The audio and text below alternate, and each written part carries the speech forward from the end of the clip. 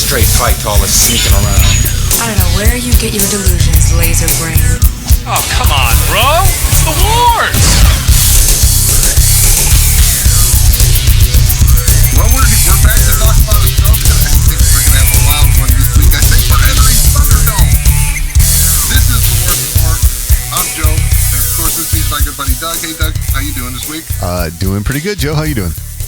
I'm doing all right, and the reason I think we're entering Thunderdome today, Hunter's back with us.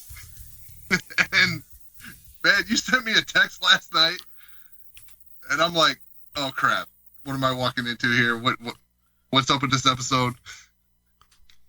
Every time I have been negative on an episode will not compare to this time. Oh, boy. Wow. So, yep. This is going to be good. Yeah, I'm seeing a lot of people loving this episode, and there are a couple things I really liked, but I don't know if it's just some parts of the series are finally getting to me more, or if it was just specifically this episode. But yeah, sadly, I have to be negative about Ahsoka, which I never thought would happen. I'll say this. I do see the same thing. I get a message from you, like, the sky's falling, and then I see all these positive comments online. I'm like, oh man, I gotta wait for all the other fans to catch up, see if this balances out, and it didn't. Staying positive online, but you're still sticking to your guns. Yeah, I felt like I was in the Twilight Zone. I went on Twitter, and it was like everyone says this is the best episode of Star Wars we've ever had. And I am 100% in the middle. Was it groundbreakingly good? No. Was it horrible? No. Doug, what about you? Well, I gotta say, I'm kind of in the same boat as Joe. I've heard this thrown around. Star Wars officially saved. I don't know if I'm there with this episode, but, I liked it. I think I know why that sentiment's happening. They showed Hayden Christensen, and he wasn't Darth Vader, and fans are freaking out. No, I think it's the abundance of lightsaber combat that we got in live-action Star Wars. I was thinking about that because... That's the only thing I can see. And there were some things out of Sabine that I was super happy about. Oh, really? Is this the crux of your It's not the crux. It's disappointment? Part of it, okay. Oh, see, I loved Sabine using her Mandalorian skills. Right. Which were?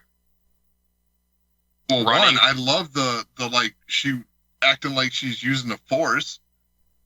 Yeah, like, and wrist froze there rocket for 5 seconds. Oh. And when she was running at Shin, who has a lightsaber, and she was running closer with blasters. She's wearing Beskar.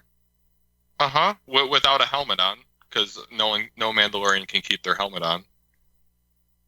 Well, it got knocked off of her. But still, she's running. She was running at Shin with her blasters, and Shin was running away for some reason. I would like to correct you. Sabine never ran at Shin with her blasters with her helmet off. Right. Oh, okay. She did still have the helmet on. Blasters and helmet almost simultaneously. Right. Okay. That's fair. I mean, they were fighting. I think when she started using her lightsaber, she had her helmet off. But Correct. Yeah, that's fair. But still, just the fact that it didn't make sense to me, which is the weird way to start because it's not in the beginning, but that's how we go. It's just welcome to the Wars and More. Yeah. But I gotta say that though. Like, she's wearing Beskar. If you attack, she can deflect a lightsaber blow with her Beskar, and she's got a blaster in her hand. You're getting shot. Why doesn't Shin just force choke her like she did later in the episode? You could say that in every battle, every lightsaber battle. Yep. Any non-force user. And I do. When have we had it? I don't know. The entire Clone Wars. The animated show. Yes. For what parts, I guess. I don't know. I feel like the Force users usually have the upper hand. I mean, I distinctly remember Darth Maul fighting Pre Vizsla for about, I don't know, 10 minutes. Yeah, but he was trying to humiliate him. Like, that was... he could have force choked the crap out of him forever. Oh, he could have, but he was trying to completely humiliate him. Like, that was the whole point of the fight. Wasn't it like him? I think that's the arrogance of any dark side user. Yeah, but she doesn't really seem that dark. Like, these people out. I mean, the episode was called Fallen Jedi, right? But and, does she not seem arrogant? A bit. But once bit? Merrick died, you're gonna regret that. Oh yeah, that is a humble fighter if I've ever seen one. No, not humble, but I'm just saying, like, once Merrick died, why didn't she just instantly force choke Sabine? Like, there was a delay there. Sabine being able to actually fight her did not make sense to me in any way. Because we're now saying Sabine has no force powers. I don't think we're saying that. The one thing that I will say struck me as a little bit odd, and it happened at least 3 times in this episode, was the standoff before every lightsaber duel starting, and the pause in the middle of Sabine and Shin's, or they stand there like, what's going? I mean, I thought, hey, Sabine, right now when she's distracted by Merrick getting killed, that'd be a perfect time to take a swing, Yeah. But that doesn't advance the story. I get it. That's such a bad excuse.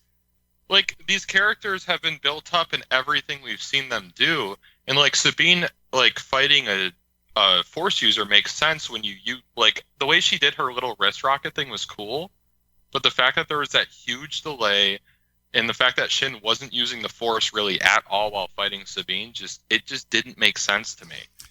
They were trying to hold her off. I don't know why she was playing around with her food in a way when, like, they had stuff to do. I mean, the way that that Sabine lost her helmet and blasters was Shin threw her against a tree with the force. So then that happened, and then what next? Why was there still a fight? Like, without her having, like, a jetpack or doing any Mandalorian, like, tricks or anything like that? I don't know. I feel like this is a argument that is, you cannot make this in Star Wars. And the main reason is, look, why does Ahsoka deflect bolts from starfighters in space, right, when Darth Vader can grab a starship and just pull it back to the ground? I agree. Right. Like, you can always make this argument. I mean, we go back to when they did The Force Unleashed. Starkiller pulled down a Star Destroyer. Yeah. Like, the Force ability thing, and like, why don't they just end this battle with this? Look, they could always do this in Star Wars. This is the problem I've always had throughout the years with Jedi powers having to be one-upped every new story. Yeah, exactly. Yeah, but like, the way Ahsoka dealt with Shin later on, where it's like, okay, let me just force push you.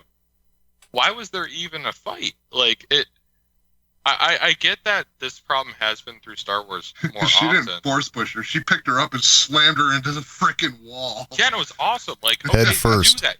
Like, the fact that Ahsoka literally said, like, we are in a rush. We need to do this thing. We're not playing around. Like, she was like, we need to get this map. Okay, then why are you, like, taking your time disposing people and, like, letting Sabine fight? Like, that just didn't make sense to me. I feel like usually there's a reason, like, oh, they're holding back for this reason, or, oh, they're not trying to kill them. But for this exact fight, it just did not make sense to me. Now, I want to transition into one thing I did really like was the Ahsoka versus Merrick fight. Because it was very, like, samurai. Obi-Wan Kenobi Darth Mauled his ass? Yeah, and then I think they overdid it a little bit later on with the whole Balin versus Ahsoka, but I got what they were going for, the whole, like, constantly switching forms. Yeah, that's part of what I was talking about. Yeah. Yeah. A little too much. A little too much. I agree. I think they overdid it, but I think against Merrick, I think it was okay. And I honestly, I love the fact that Merrick was probably just a dead Inquisitor that was revived Yeah. by a Night Sister. I think that's so cool. I saw so many theories like, oh, Ezra, Barriss, whatever. Right. Yeah, Star Ezra Killer. Barriss, it Star was Killer. Star Killer, right? Right. Yeah. Because of his name. Yeah. And I love that it's just a guy. Because It doesn't need to be someone What was we Star know. Killer's name? It was Galen Galen? Merrick, right? Yeah. Galen Merrick? I don't know if it was Merrick. It was spelled differently. It was Merrick, where this one was was it Merrock.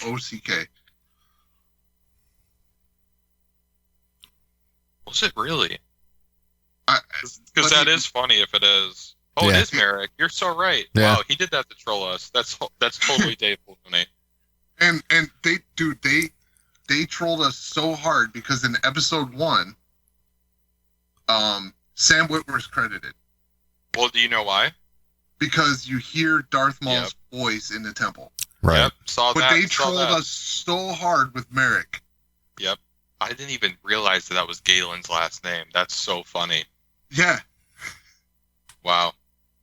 Well, I did like that part. That part was cool. I like that we really didn't know much about him. Like, it's kind of like Snoke in a way, like, oh, he's so powerful, and then he's taken out. But this more felt like we have a job to do. Like, I'm not going to learn your backstory. I'm not going to wait for you to monologue. Oh, and I'll say this: I love how Dave Filoni does that with the like dark matter leaving him, like when Savage died. So the Oh. Night Sister magic. Gotcha. Yeah, Right. you're so right. Because I did see like a freeze frame of it, and it was green. Yeah. That's cool. I didn't notice that. Yeah, that was a comparison. They just kind of darkened it all up for live action because what's her name? The main villain. I'm pulling a Hunter. Shin? Where I'm. Ha- Oh. Morgan Elsbeth. Morgan, yeah. You notice her outfit? uh, Her outfit is so Night Sister. Oh, no, I yeah, thought she was a Night Sister. She is. Or she was She's- trained by she's- them. Yeah, She She's is. Dathomirian. yeah. Like, but her outfit is so Night Sister, but in live action, it's not so bold. The red and all that stuff just doesn't pop the same. Yeah, that's fair. So I thought that was fantastic. Yeah. The imagery is absolutely wonderful. I thought the what they did with lightsaber fights, I thought it was wonderful. Yeah. Yeah, it's good stuff. I think it was better than before. I'll say that. Better than Mandalorian, better than the previous Ahsoka episodes. I wish they would just zoom out a little bit. We don't have to be that close. I'm I with guess you there. They You had could some say good. that's a nitpick, but like, just I want to see more of like the surrounding area. I feel like it's still so close. They did have some good backed out moments in this one, though. When it was Ahsoka versus Balin, yeah, Yeah. Yes, yeah, I agree. But every and other fight there was still a felt good. close. There was a couple good shots backed out in the woods with Ahsoka and Merrick and Sabine and Shin. There was a couple spots where they were zoomed out and you see all the trees and the lightsabers clashing in the middle. It was pretty cool.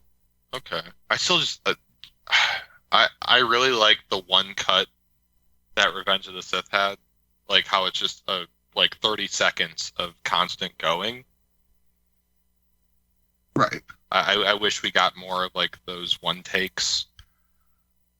But that I will agree that's a nitpick on my part. I do think this episode improved a lot of what we saw before.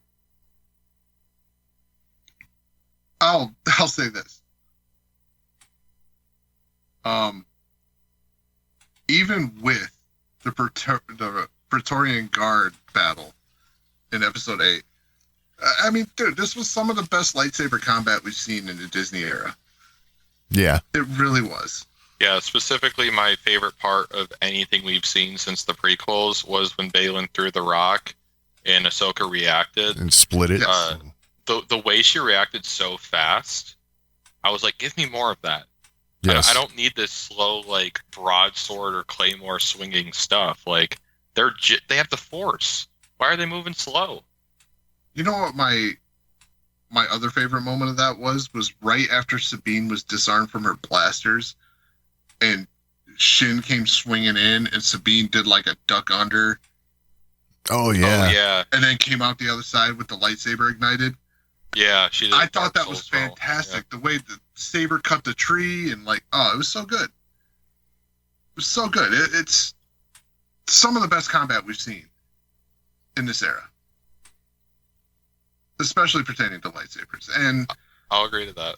And they did some good stuff in that Praetorian Guard fight in Episode 8, because up to now, that was the best fight we've seen so far.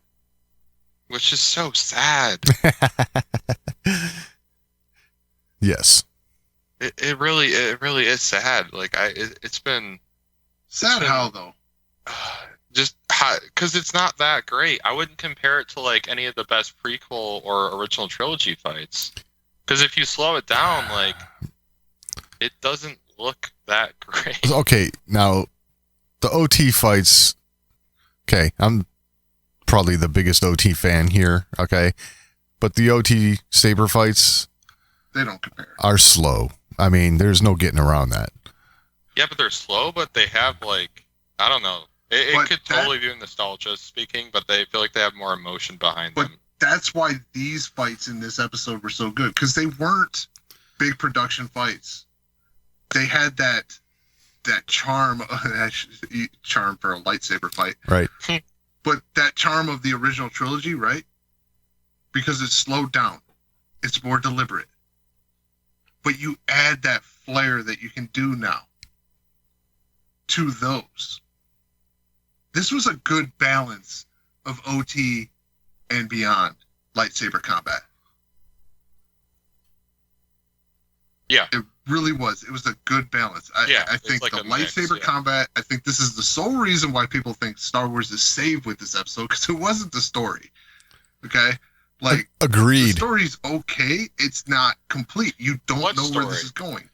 Well, I mean, there was one purpose. There was one purpose, and that was to get to the map, right? Yes. And that's it. And that's what this whole episode was about. And I think what is driving everyone to say Star Wars is saved and all that is the anticipation for the next episode, to be honest.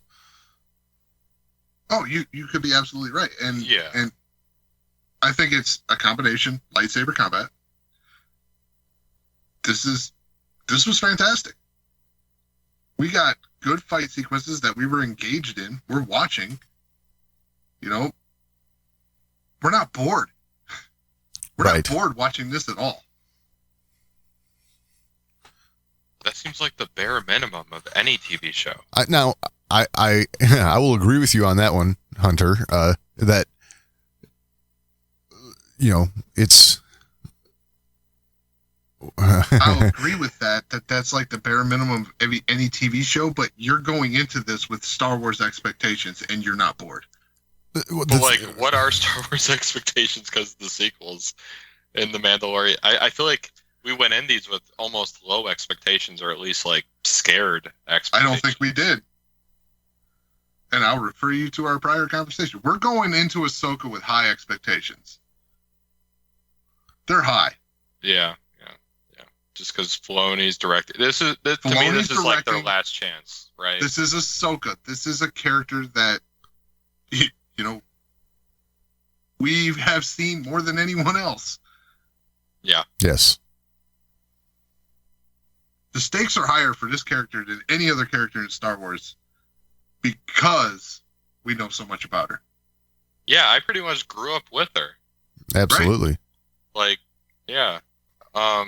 Speaking of that, how do you guys feel about how do I say this? Rosario Dawson's Ahsoka after this episode? After this episode, I feel like there are a couple moments where it seems like she's starting to come around a little more. Joe? Okay. I'm with Doug. And I can be specific about that if you want. Please do. Please do. Okay. Huyang says, please stay together. And then she gets that wry smile and looks over at Sabine, you know. And we, you know, emphasizing the word we, whatever it was, she said, you know, we'll stay together. And Sabine's like, yes, together, or whatever it was. I forget the line, but I know what you're saying. And then it was like, we have to go or something. It was like that. There was sarcasm in it, and there was, you know, a silent joke between Ahsoka and Sabine there. You know what I'm saying? So that's the kind of stuff that I was missing before. Now, it's a small thing, but it's a little bit of what I was looking for out of Ahsoka. So before. Now, I will say I was already further along than Doug was, because I felt a little differently about Rebels Ahsoka and where her progression was heading. I think this very serious Ahsoka is what I expected, but I would like to see more moments. Like they don't have to be big, they have to be small. Like it just, I want to see more of her youthful stuff kind of sneak in. Yes. But she's gonna be serious. It's gonna be a different Ahsoka than you saw in the Clone Wars, especially early on. Sure. There's she's, you know, we she's haven't war torn, right? Like, yeah, but it's I hate to put it this way, but it's like, I feel like Rosario Dawson needs to how do I put it? She needs to do her best Ashley Eckstein for this in order to make it feel right. I still put it on the director over her. I feel like the director should be telling her to, hey, we're not going to take this so stoically, and we should take this in more of an emotional manner. Because right now it almost seems like the director's telling her, be stoic in every scene and smile once an episode. Well, I think the director is definitely taking that walking away from the Jedi Temple Ahsoka, that some of the serious moments in Rebels Ahsoka, and really running with those. Because especially Rosario's facial expression wise, she's nailing this. And I'll say you're getting more of the sarcastic Ahsoka out of some of her facial expressions than her words. I just wish the dialogue gave that, because I agree with the facial expressions, but the dialogue seems not good. I understand what you're saying with the dialogue, and I think the dialogue is that walking away from the temple Ahsoka all the time. Right. And you're right, it's direction. Yeah, which is, I was going to say that when you go back to Rebels Ahsoka, that Ahsoka, the walking away from the temple Ahsoka, is like Ahsoka at her lowest point, you know? Mm-hmm. Mm-hmm. And my God, for it to carry on this long, dang. Do you think that's her lowest point? I think after the Clone Wars finale is her lowest point. I think that's when she kind of gave up hope. You know, like when the music's like blaring and she has all the clone trooper helmets on the guns. Yeah. Yeah, I think that's like when she's like completely gone for a sec and then has to work her way back. I would give you either one of those points. Okay. Fair enough. But I disagree completely. I would. Oh, after Vader? I think Ahsoka's lowest moment was in that Starfighter. Oh, when Order 66 happened? No. Wait, what? When she realized that Vader was Anakin. Are in aerial combat, and she has that shock. And, you know, Vader's like, the apprentice lives. Nah, it has to be the confrontation. Because, like, when she kind of has hope for a second, then she's like, well, I will avenge his death. Like, that's when she fully realizes he's gone. But anyway, this is... Right. Anyway, yeah. but what I was going to say is, last episode, I really liked what she was doing. It felt more like Ahsoka. And then this one, I feel like they took a step back for the most part. And the biggest problem I had this entire episode is, I guess, a question to you guys. What is Balin's plan? What does he want to do? Okay. So, do you guys remember the name of the final Thrawn book? Last Command? Yeah. No. The new Thrawn books. Oh. I know you haven't read them, but do you know the names of them? No. No. The final Thrawn book is Greater Good. Ah. That's cool.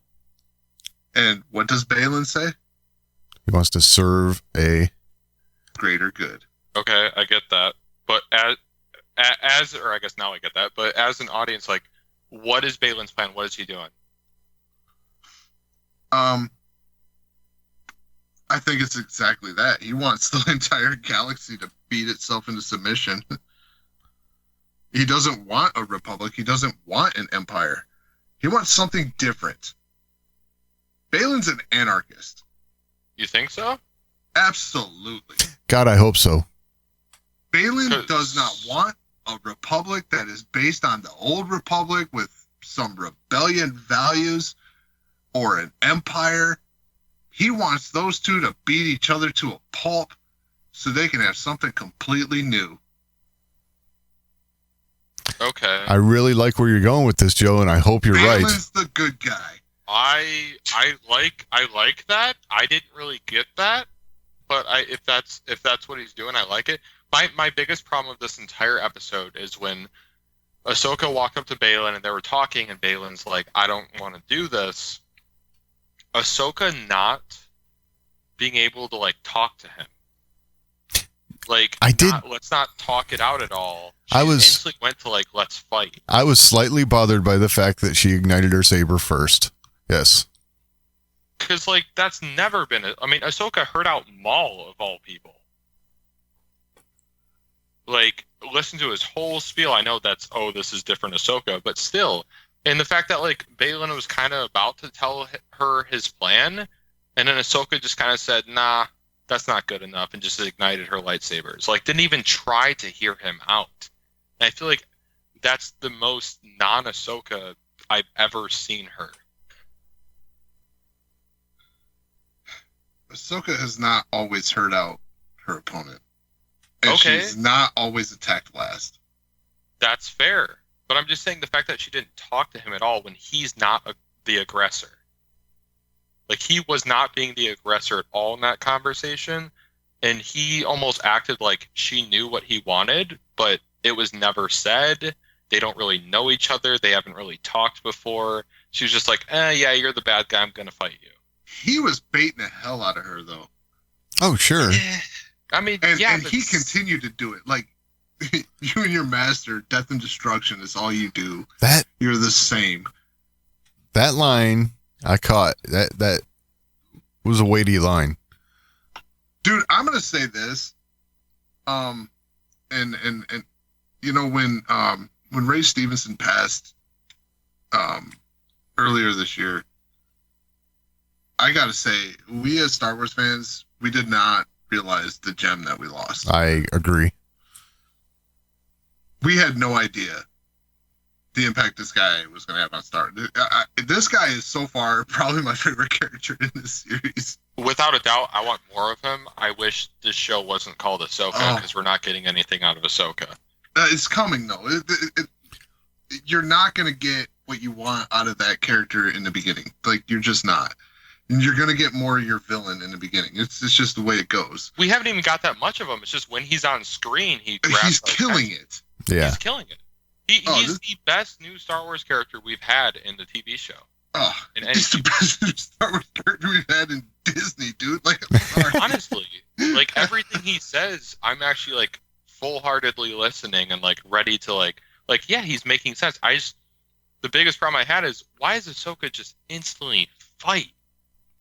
Especially if they're trying to do this new like, oh, she's stoic and she's like every other Jedi Master we've ever seen, like above everyone else, because that's kind of how they're playing her.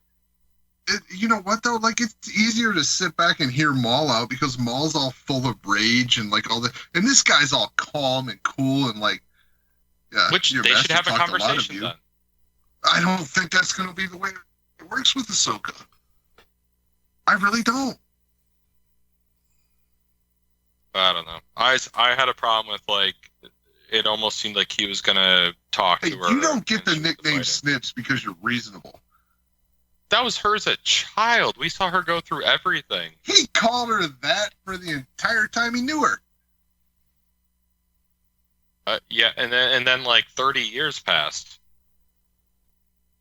So I mean, I'm just saying. Finished Rebels the episode calling her Ahsoka. Snips.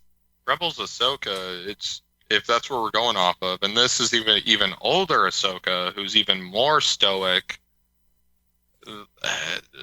I had a problem with it. Is she even more stoic? Yes. I mean, she has less emotion. She's not talking as much. She's acting like a generic Jedi Master through the whole series. She's attacking first. Which I think it just doesn't make sense for the character if they're taking her that route. Because what we didn't see how many years passed after the whole she walked out of the world between worlds. I don't know. I have no idea. But like, there's a lot of timeline issues here. I'll say that. Yeah, I need a huge timeline because that complete. I still don't know if she walked out right after, or if that was like a couple years later, or what.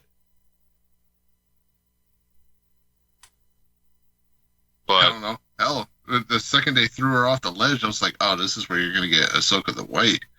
Yeah, they're gonna straight up Lord of the Rings this shit. They still might with this vision and stuff, but we'll talk about that last. Okay, so that was honestly the big problem I had just with the character, but that's not the only character problem I had. Sabine. I think this choice of her handing over the map feels so extremely wrong for her character. And you could say, oh yeah, but she has no one left and she's been thinking about Ezra for this whole time. But wasn't the whole lesson she learned when she helped the Empire who killed most of the Mandalorians with that weapon? Wasn't the like whole lesson like, hey, the greater good, right? as we said for Balin, but like it felt so wrong. Like her whole actions. Yeah, you're right. She never wanted to hand over to Darksaber or nothing. Sabine's always been a quitter.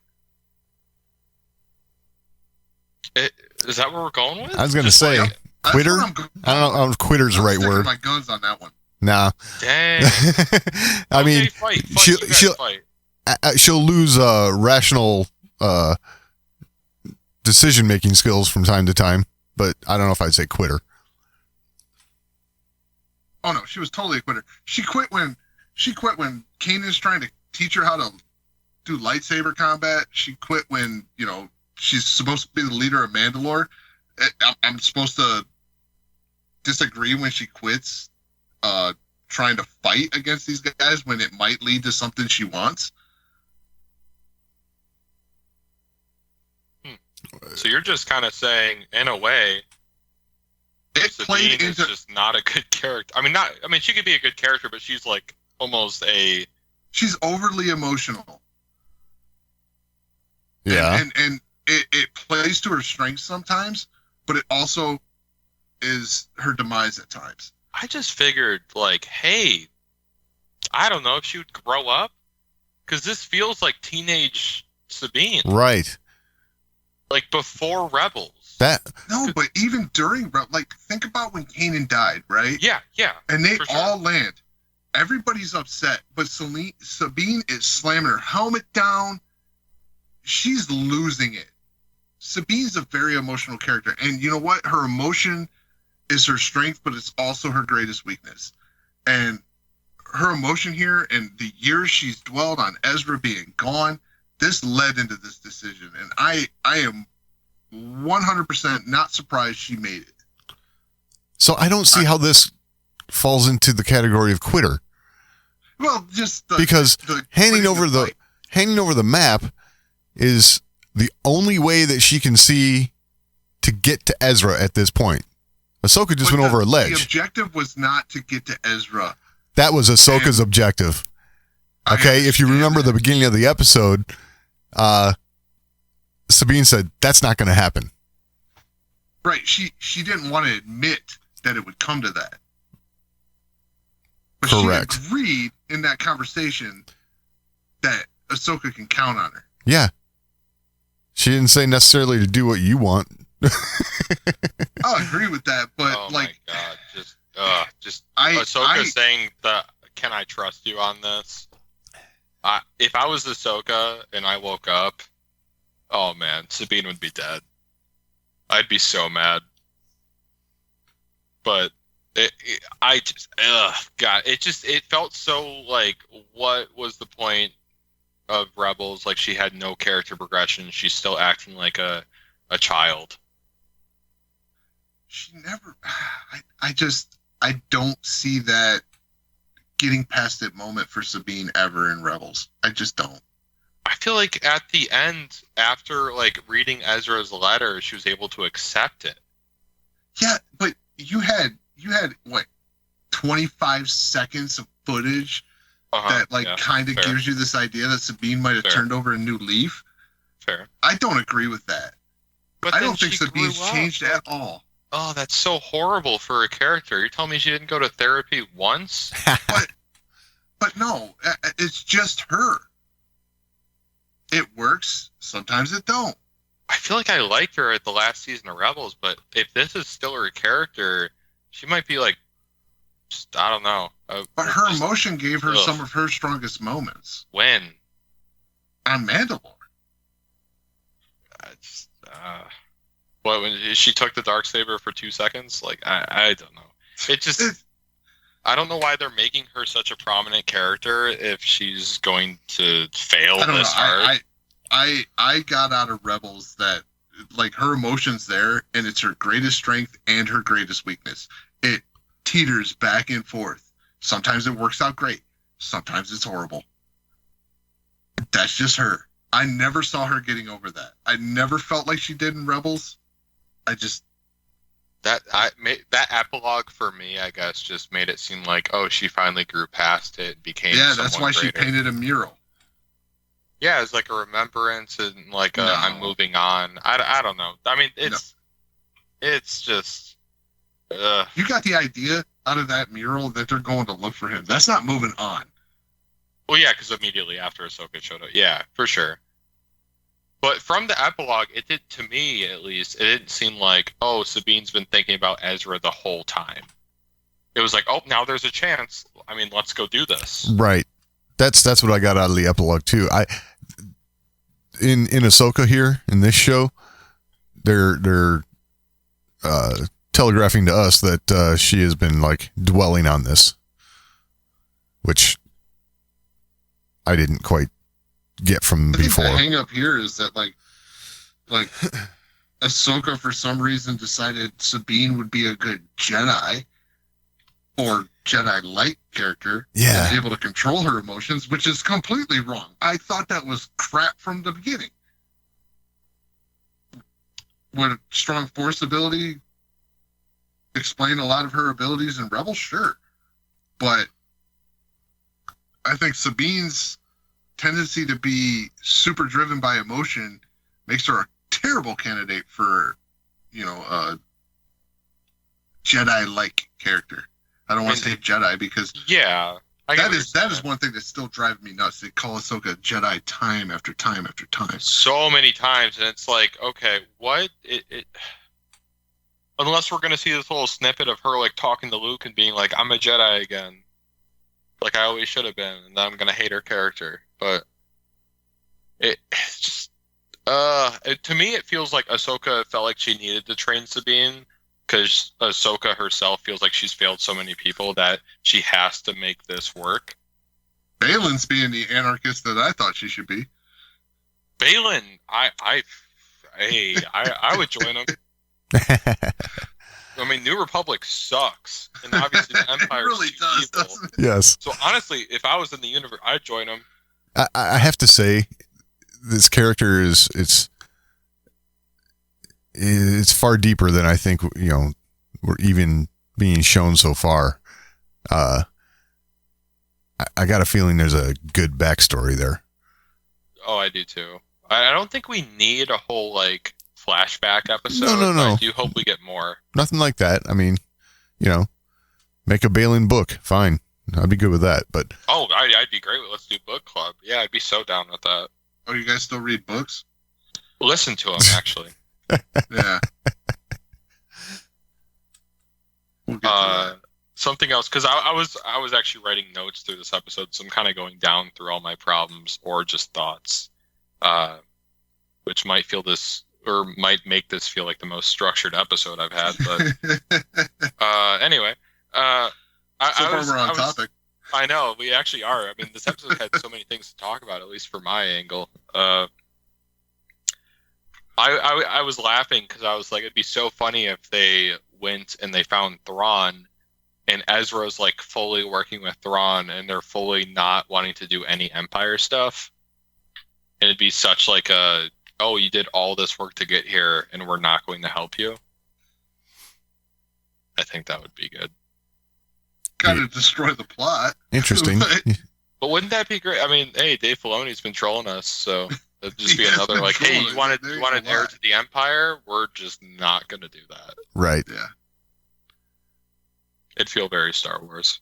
I mean, a twist with Thrawn, we're all expecting to see Thrawn come back and try and take things over. But a twist in that manner would be interesting. And then the other thing I had, which was kind of the other side, was just, I hope they don't change Thrawn's character, because as it is now, he was with Palpatine to pretty much make a big force for his people. So in this situation, I don't see Thrawn, at least book Thrawn, logically thinking like, hey, let's destroy all the New Republic because this will be stronger to fight the Grisk. That I just don't see that being a thing. Like, the Empire's fallen, so I don't know. I don't see him having a reason to fully come back and take it all back. Well, that's been my issue with the idea that he's going to come back for this Empire. I understand they're trying to show some strength to this Empire with the Mandalorian. But, I mean, I don't think destabilizing a post-war galaxy is the right move to recruit people to your cause. When it's like barely his galaxy. I mean, like, he's on the outer rim. He's doing his own thing. Right. And honestly, beyond the outer rim. And he's on the far Palpatine was reaches. about to kill him. Palpatine was literally like, hey, you're going to come back here to answer for all my questions or whatever. And it seemed very much like he was going to be killed. And then Ezra's like, all right, space whales, go. You But have I to say just, space whales. God. I just hope they don't change it. I hope he doesn't, because it's just him working with, I mean, Balin maybe, but at the same time it doesn't make sense. And then Morgan, I almost feel like Balin's already been recruited by Thrawn. that'd be cool. That'd be really cool if he's like if he just killed, is it Morgan? I'm gonna forget it every single episode. Yeah, Morgan. Okay. If he just kills her, that'd be cool. And he's like, all right, Thrawn, let's do our thing. Sadly, I think we're losing Balin this season. Well, I mean, we're obviously not going to have him next season, but Right. Yeah, I mean, I see Ahsoka coming back and being like you said, Gandalf the White, and just, yeah, that's not happening. I could see it. And then Hera showing up. Hera saying, hey, screw screw it, let's just go, right?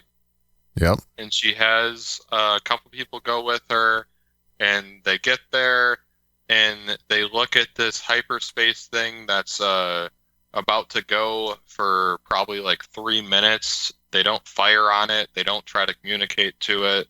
They just sit there and wait. And then it goes lightspeed, which was a cool scene. Sit there and wait. I mean, they're still flying towards it, but I feel like they could have fired on it. I feel like them just like sitting there, it didn't really make a lot of sense. Where I thought that scene was a little refreshing was when Morgan said, "Ignore them. Jump to hyperspace." That was cool. I mean, because that's different than what always happens. You know, we have to fire upon them and leave. Exactly. Yeah. which I think her making that call and saying that kind of lends to why they didn't just fire. I think they didn't know what to do either. Like, look at this thing. We ain't never seen anything like this. What do we do?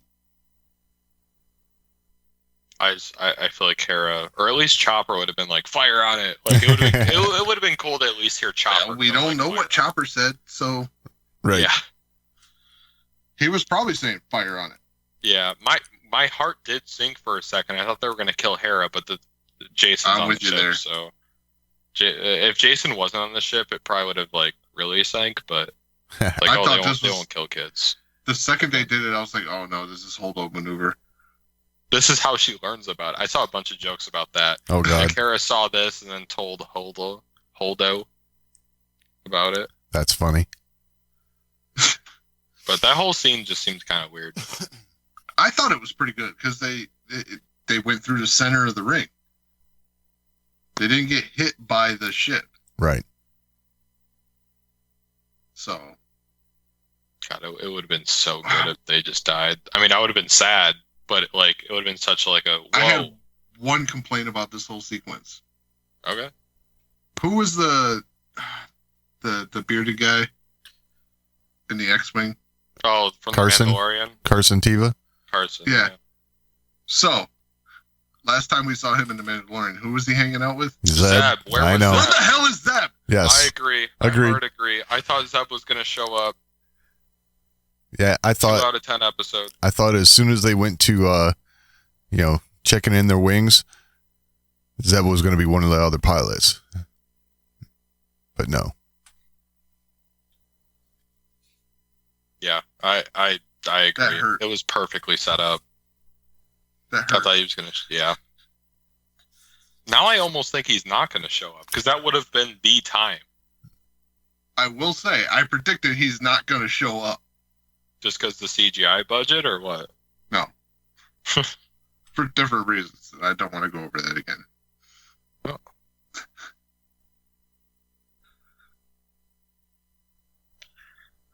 I think it's just in the Disney agenda not to have a character like Zeb show up in this series. Ooh, I don't know what that means. Okay, fine, I'll say it. Girl power, brother. Girl power. Hell no. Ain't no way. Yeah? I don't believe that for a second. How we doing so far? Right. What? Balin's the best character. Well, that's an accident. I don't think it's an accident. They gave him actual decent dialogue. Everyone else has the worst dialogue. He's the bad guy. Is he? I feel like everyone's kind of agreeing with him. That's on accident. I don't think. I'm telling you, that's on accident. I think they made him an actual person because They did not expect everyone to go, dude, anarchy is totally the way the New Republic sucks. Well, it could just be me, but Doug, like, I didn't get the whole anarchy vibe until Joe said it. No, I got to be honest. I didn't come to that myself, but I see it now that Joe has said it. Yeah, and I like it. And honestly, I haven't seen it been said that much among fandom. I don't know. Because they all got distracted by the lightsabers. I didn't. I have That's- so much to hate on. That's, I got to say, I do believe that's where a lot of love for this episode is coming from. Oh, dude, it's totally the lightsabers. Lightsabers. Well, lightsabers and Anakin showed up. Right. Is it time? Because Yeah, you said you had theories. Let's go there. Okay. All right, I'll let you guys start. Okay, yeah. Let's say what we think happened, right? Yep. Okay, I'll start. I don't fully think it's the world between worlds because that seems a little BS. The only thing I'll say is if she is on the verge of death, her attachment to being like the new daughter or whatever could maybe put her there because that's where everything meets in the middle or whatever.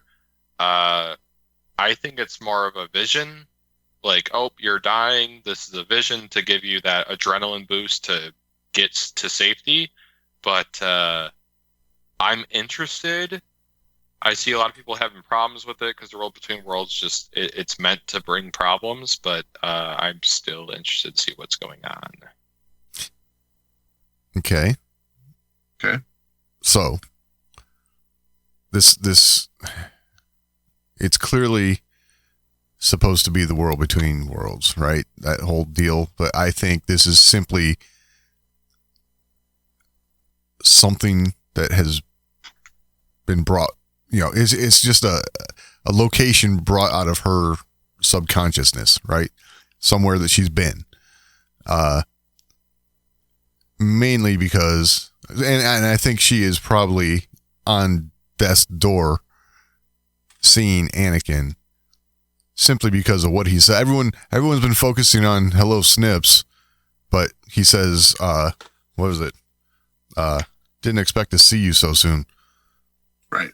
Which makes me think he's real. But yeah, okay, keep going. Well, I mean, that's basically it. I mean, for me, the whole world between worlds environment, I really could care less because it's I'm it's a cliffhanger. I'm the type of person who can just she's knocked off a cliff. Wait and see. Yes, exactly. But I'm okay with just waiting to see. I don't have to guess and it doesn't bother me that way. I mean, but you have a podcast. Oh, I know, but that's I don't know. So, what's at the bottom of this cliff? Water. Yeah. So, okay, that is one thing I didn't know. Okay, go ahead. Finish your thought, and because I did notice something. Go ahead. Two things. One, Boba Fett back to tank. Visions. Ugh. Right? Okay. Right. No, hold on. Hear me out. I know. Sorry. All right. Second thing, the High Republic. Huh? In the first trilogy of books in the High Republic novel series, the character Elzar Mann submerges himself in the oceans of a planet to immerse himself in the Force. And when he does this, he sees things.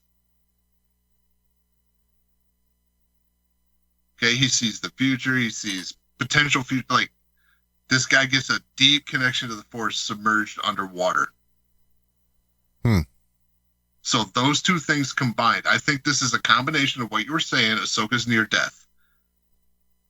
Two, she's in this very, very sensory deprived environment, right? Like, okay. So her external sensory is gone. So her connection to the Force is increased along with this near death type scenario. So this world between worlds, right?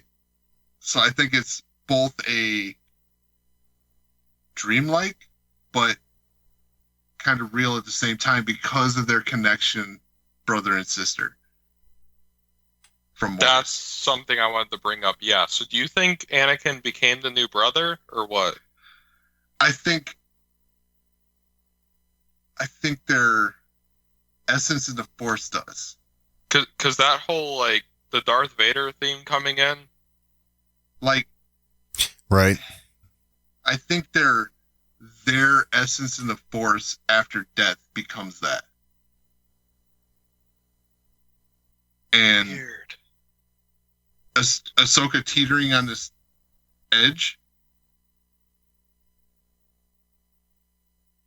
Like, it's hard. It's hard. Very hard because what's Star going Wars... on in my mind right now.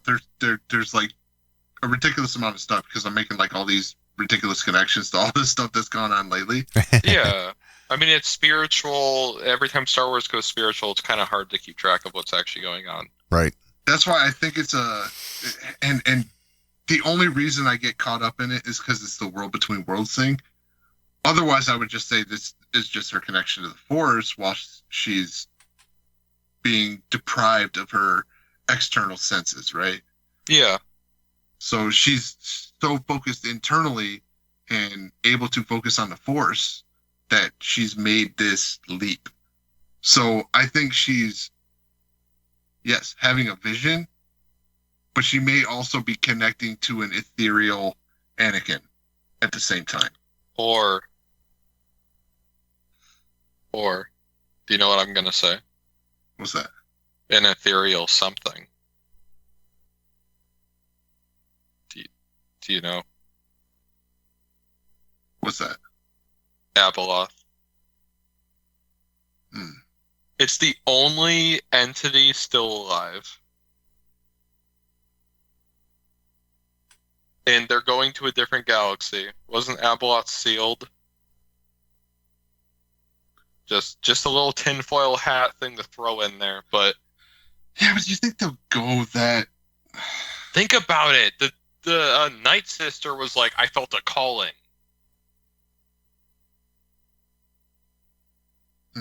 Like, oh, Thrawn called me from beyond time. What could do that that's still alive? I mean, the father, the son, they're dead. Yeah, but what can do that in canon that's still alive? Exactly. I'm just saying that's a little. I just thought of it. It's not a big thing I've been thinking about, but something like that, right? Like an entity. I just think of this, right? Like they have not let go of this Anakin Chosen One connection.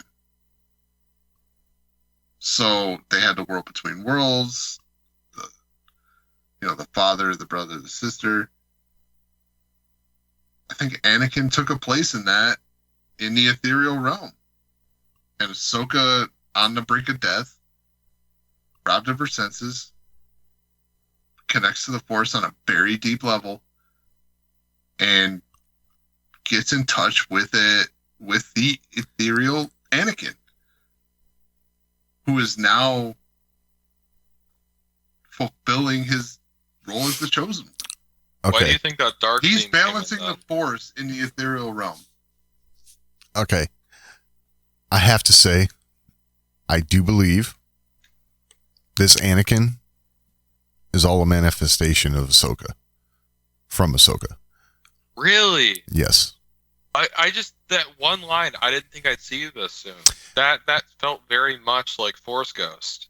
True. Same. But That's if he didn't say that, I'm totally with you.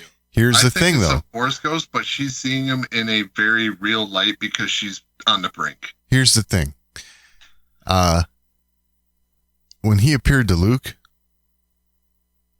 on Endor, he's in like full Jedi robes, like traditional Jedi robes.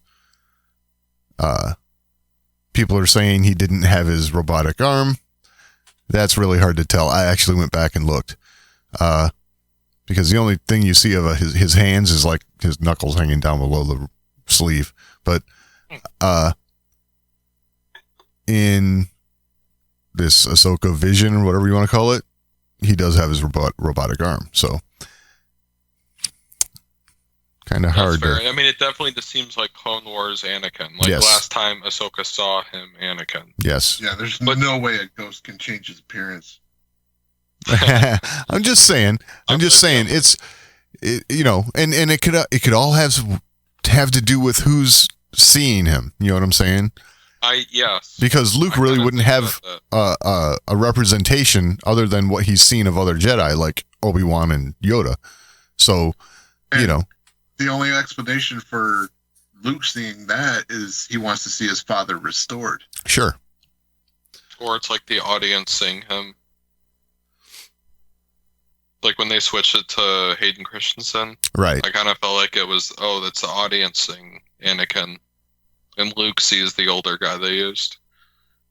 And I'm sorry, seeing that version of Anakin without a robotic hand is just dumb.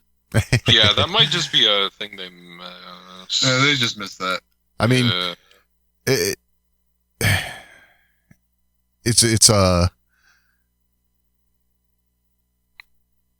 it is something. It depends on the user. You know what I'm saying? The user of the Force, right? Yeah, I mean, that's what I'm weird. getting at. Yeah. So. I mean, if he's a ghost, why would he have a robotic hand? I mean, I get that. Right. Okay, so I did want to mention, because, this goes into your whole, goes back to your sensory deprivation and all that, Joe. But when we see Ahsoka, right, you said what's over the cliff, right, water and all that. Well, the camera pans over the henge, out over the water, and then a top-down view of Ahsoka laying there in the world between worlds. But when you look at the perspective, the henge is like way down low and Ahsoka is way close to the camera. It's like she's above it. I don't know if that's reading too much into the imagery, but it's okay, like... I'm just going to say, if you can get knocked off a ledge and land in the world between worlds... That's not what I'm saying. Yeah. It's not what I'm saying. I'm just saying she's just on a different plane of, somehow, some way. I don't know. I think someone pulled her or something pulled her into there, if that is physical. But I'm kind of with you guys in the whole this is a vision thing. Right. It's a vision. But I don't, honestly. It better be a vision. My tinfoil hat's getting like on my head because I'm really thinking Abeloth now. Like I said that, and now I'm really on that. Just because of how that like Vader theme comes in, and how it's like this seems like a trick, and like of course she would appear as like the one she cherishes most. Like it, I don't know, man. It's probably Palpatine. Oh my God, you're so right. Nice. You're so incredibly right. At first, before I thought about it, when Merrick's body like went to ash, I was like, "Oh, it's a failed Palpatine clone." Right. Because all the clones would like go to ash, return to ash. So I was like, "Oh," but then I was like, "Oh yeah, nice. That makes much more sense." Yeah, this is Palpatine's mirror on the wall. World between world shit. He did it before, right? But it wouldn't make sense of how she got there. Why would he pull her in? If that is it, there's a lot of. I mean, it definitely makes sense of if you're in the world between worlds at all, that you'd be changed, because that's like almost entering a different dimension. Well, it's not almost. I guess yeah, it is. It's pretty much the fourth dimension. They say it's not time traveling, but it literally is. Right. Oh, man. I think that might be the first time we talked about the entire episode. Okay. So, I just want to throw this out there. It's a small little thing. Yeah, do it. But Jason, I have a bad feeling, right? Right after they jump to hyperspace and their ships, the X-Wings get blown up and stuff. I got a bad feeling, but I think he's talking about Ahsoka. Like she's the fallen Jedi of the episode, or what? Or just that she's in trouble. Oh, I think he's sensing. Pretty much Sabine messed up really bad, and they're gonna win. They're gonna go get Thrawn. No, I think Jason is just sensing Ahsoka's in trouble. That could be cool if we get kind of like a Leia and Luke of Empire scene. Right. Jason's like, she's over there. Right. Because that's going to be the thing, right? Hera's there. It's not going to turn into a wolf, is he? I can see it. But that's what I'm thinking. I mean, because how does Hera find her? I mean, why is she so hurt? She grabbed the map and it burned her hand. But why was she so hurt? She fell down a cliff. She has the Force. Why is she hurt? It's true, because he knocked her off the cliff by, lightsaber on lightsaber blow. Yeah, it wasn't like she got slashed or anything. Right. I don't know why she's so gone by this. Distracted. And Hey, if we're doing cop-outs, I'm going all the way. Now, I mean, I just okay. I'm done giving Star Wars so many easy excuses. Okay. It's like, oh, it's always been like that. That's not a good excuse. Yeah, well, a random portal showing up and teleporting to another dimension doesn't exactly solve it. No, it doesn't. It doesn't. I'm with you. All right. I mean, it would have been better if they would have finished it like, I got a bad feeling. Really? About what? Doom. Oh, that would have been awesome. Oh. I mean, next episode's definitely going to be something. It's going to be a very interesting conversation. So you're going to be really good. Freddy or really Shooter's going to show up, ain't he? All right. I'm just saying, we are on this planet. We have Purgils here, right? They can do this hyperspace thing. And I'm going corny. Do you think Ahsoka's currently on the back of a Purgil? I am going corny with this, okay? I'm corny, right? I think we're going to maybe, okay, I don't think this is going to happen, but I'm just throwing it out there. Going Indiana Jones here. She burns her hand on the map, which leaves an imprint. I hate it. No, I'm sorry. No. A better thing that happens is the Purgle takes her. She jumps in one of their mouths and it teleports there because they're friends. Yeah, but how does the Purgle know how to get there? She shows the Purgle the map on her hand. Oh my god! No. They knew where to go the first time. Yeah, I know. But also, like, she's got to talk to the Purgle like Dory. Yes. Oh yes. The one temple she went to had that. You know where we're going? Then the Purgle will be like, "Why are you talking like that?" Talks in common. That'd be so funny. Or Galactic Basic. Basic, is that what it's called in Star Wars? Yeah. Basic, yeah. I love it. I don't know. I had that thought when I, burning her hand on the map, and it was like, oh wow, that's just like what's his name from Indiana Jones? That was Jeez. Yeah, I don't know why. What you're saying is Ahsoka's the bad guy. I didn't say that. Well, wait, you said that earlier, didn't you? I mean, I'm just saying they're kind of leading that way, aren't they? Right. Especially if you're going to say, "Oh, she got the map burned on her hand." What? That was definitely some magic stuff, right? Because, like, why did that hurt her so bad? Well, the thing was like levitating right above a flame. She couldn't use the Force on it. I don't know, man. Hey. No, the Force is convenient. Remember? It doesn't seem very convenient because they don't use it. Yeah, but that wasn't convenient to the story. It's just I feel like good writing wouldn't need to make everything like this. Like, why does everything always have to be convenient? Why can't it just be like, oh, this situation, they specifically can't use it because of this reason? I hope next episode answers all of our questions. And you need to send a lengthy email to Dave Filoni. Right. I will. Honestly, like... Strongly worded letter. Everyone's like, oh, have faith in Filoni after this episode. It's like, oh, in Filoni we trust. And then I'm like, I don't really think he should make a movie or anything. Because he can't write dialogue just like George. Well, that was a problem, huh? Yeah.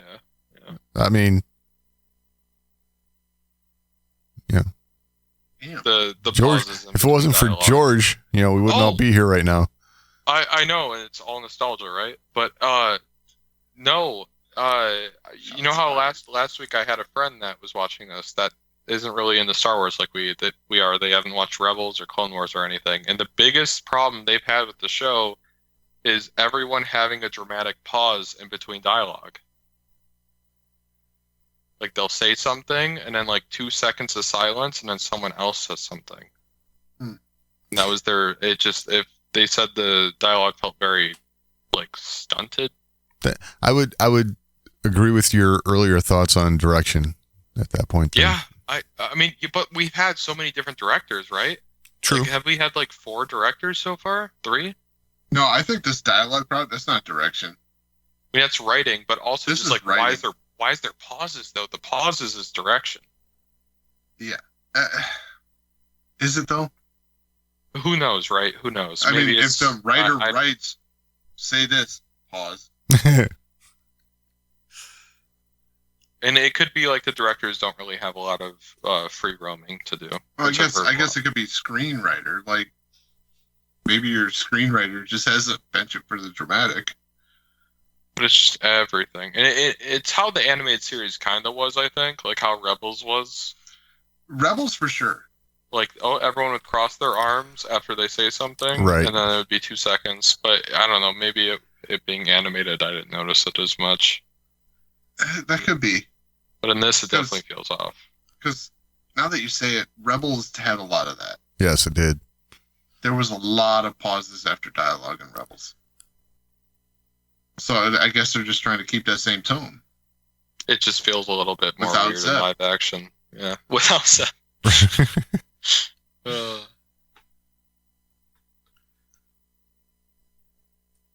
I don't know. The lack of Zeb thing's really bothering me. The only thing I would think is budget reasons.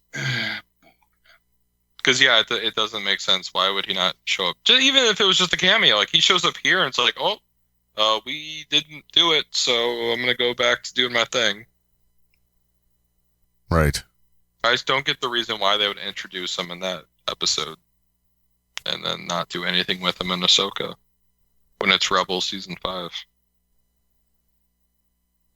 I mean, if it's budget reasons, they could have taken a little gold out of the deck of that ship.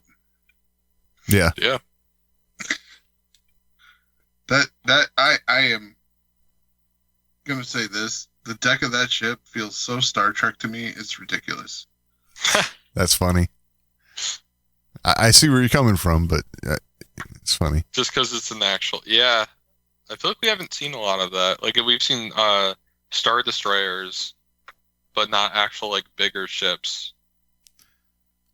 All the lines on there are a little too smooth. Everything. It just doesn't... It feels so different. Yeah.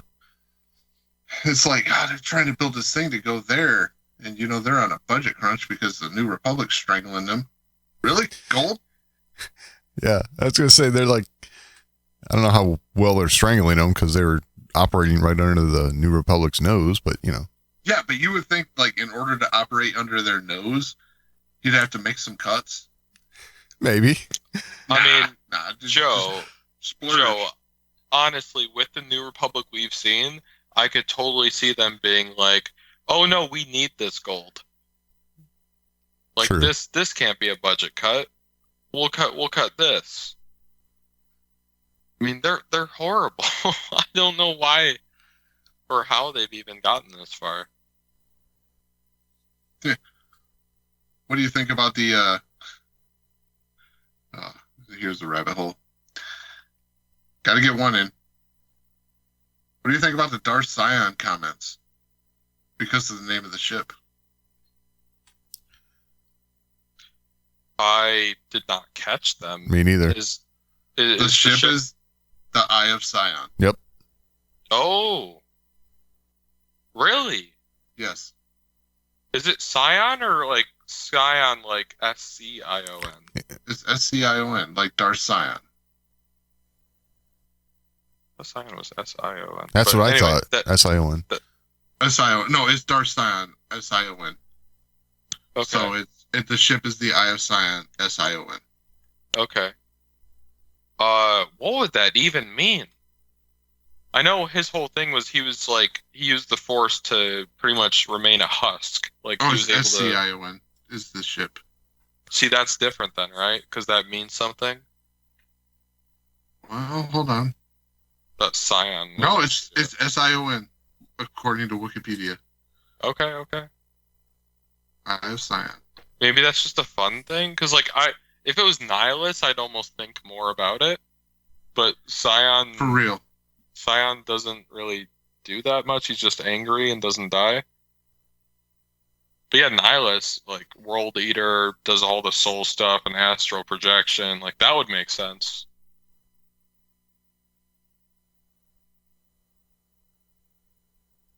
Oh, that'd be so cool though. Oh. Yeah. Huh. I almost feel like that's just like a little fun thing they're throwing in. Yeah, and if anything, I would say it's like just a nod to him. If anything, not Oh, did you guys cringe when Ahsoka said "heir to the Empire"? No. No, it was better in context than out of context in the trailer. Oh, Yeah. really? I thought the opposite. I thought it was like, oh, she has to say it because it's in the trailer, and this is where they get it from. No, the dialogue was better than it was in the trailer. Right. When they put all the words there, it made more sense. It's still a weird way of speaking. Like, who talks like that? Comes back. Who and asked he's the question, why heir to let the him Empire. return as heir to the Empire? Yeah. I think in the context of what they're doing, I think it makes sense. Hmm. Because it's exactly what he would be. Being the last remaining Grand Admiral, he would be the heir to the Empire. He would be in charge. As the highest ranking official to come back. Is he the last? I thought we had more in the whole No, Dark Council. he is the last Grand Admiral. They said that in the first episode. Yeah. Oh, I thought there. Oh, okay. I thought the whole like Dark Council and the Mandalorian, like there was one more, and they were trying No, to take power, but everyone was like, oh, "No, we know Thrawn is the rightful." They were leader." all Moffs, weren't they? Ugh, maybe. It's been a while. Yeah. Moffs and governors. Right. And yeah, they might have had some admirals in there, but not grand admirals. Okay. But they're so, people are asking about what is her name, Grand Admiral Dala or whatever.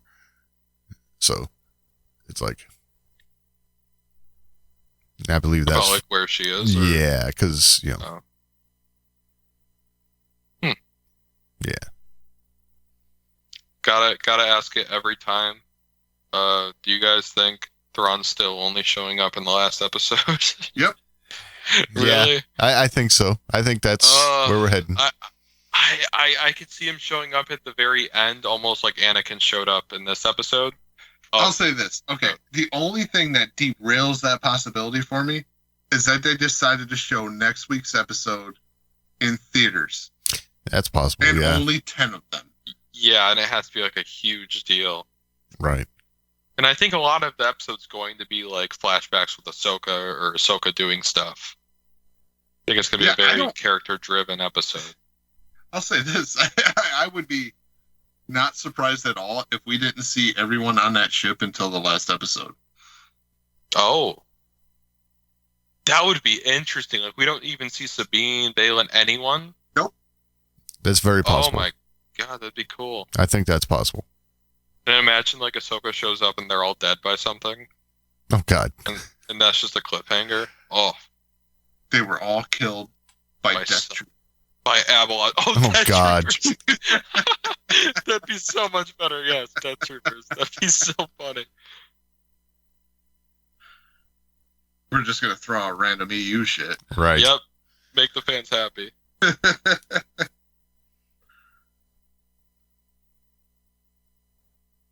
Oh.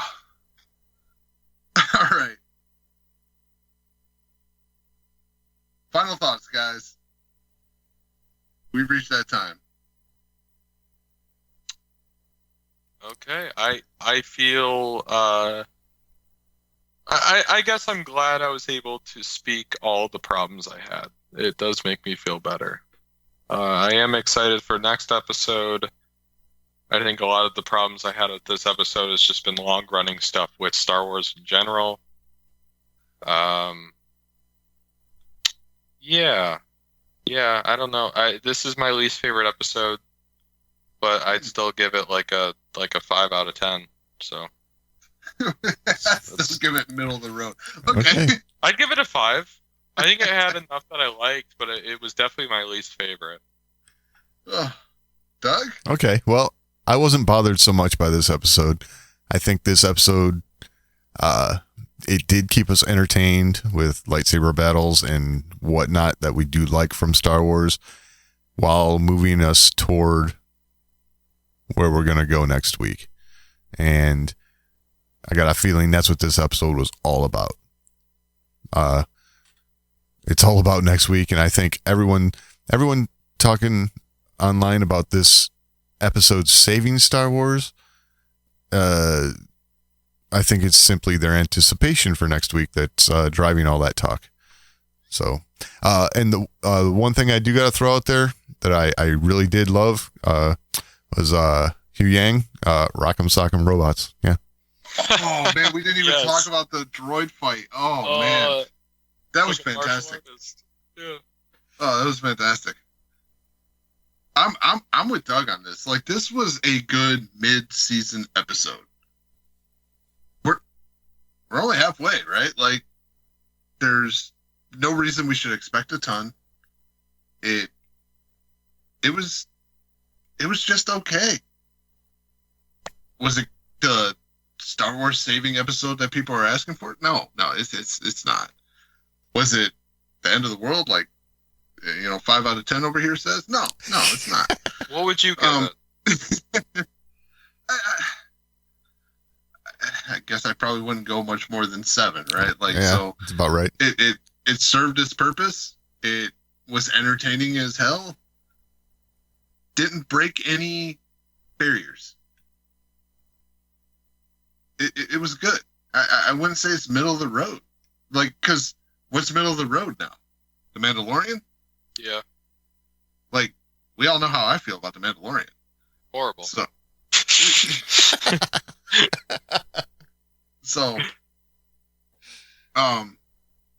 I thought it was good. It was good Star Wars. It had issues. Star Wars always had flaws, right? Like, it's just, I know hunters are going to say that's an out, but it's always had flaws. It's always had something that some people aren't going to like and some people are. I thought it did well. It's fine, but it's just fine. So, with that, if you have anything to add, you can always email us, show@thewarsandmore.com. That's the best way to get a hold of us. We're also on social media, at The Wars and More on X, facebook.com/TheWarsandMore. You can find all that and all the ways to find the show over at thewarsandmore.com. And we will talk next week.